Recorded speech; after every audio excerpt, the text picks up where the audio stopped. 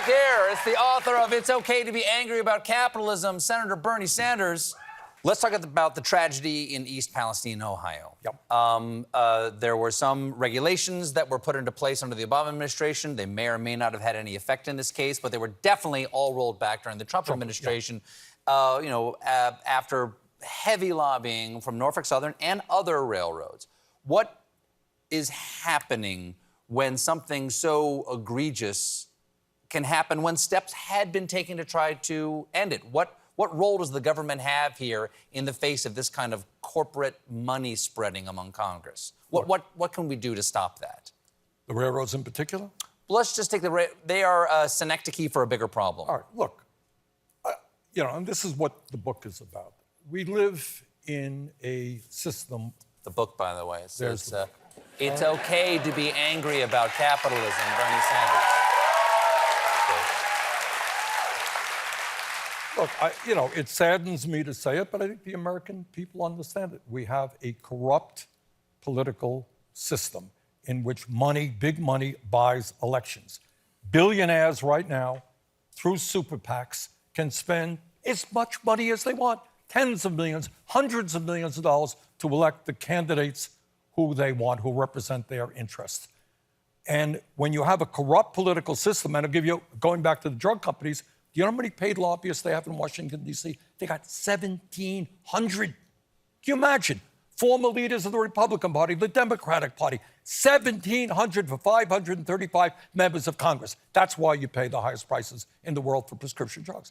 The railroads made record-breaking profits. And not only do we have a whole lot of derailments in this country right now, but in addition to that, despite their record-breaking profits, they could not afford to provide rail workers with one paid sick day. Can you imagine that? These guys do dangerous work in all kinds of weather, and the rail industry couldn't give them one day. Now, we've had some success. One of the companies is now giving them 4 days. We hope the other companies will do the same. But all of this speaks to the incredible level of corporate greed that you see all over the place. Insurance companies make huge amounts of money.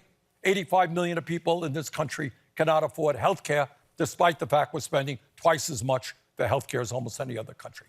So the issue is corporate greed. The issue is oligarchy.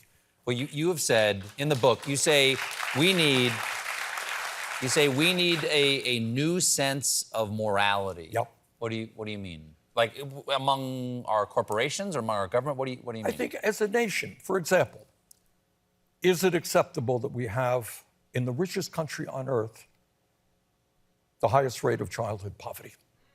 All right.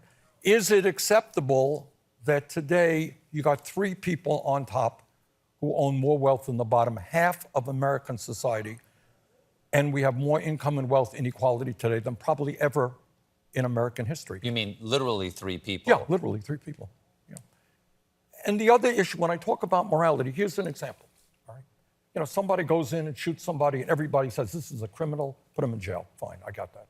I agree with that. But what about a CEO in a drug company who says, you know what? I think we can get away with raising the cost of insulin by another 20%. But somebody may die if you do that. Well, it's a business decision. We don't have to worry about that. What about climate change, all right? Do you all know that for the last 50, 60 years, the fossil fuel industry knew exactly what was happening? They knew that carbon emissions were destroying the planet. That's what their scientists told them. Do you think they came forward and said, oh my God, we're endangering the planet, we gotta shift away from fossil fuel? No, they lied.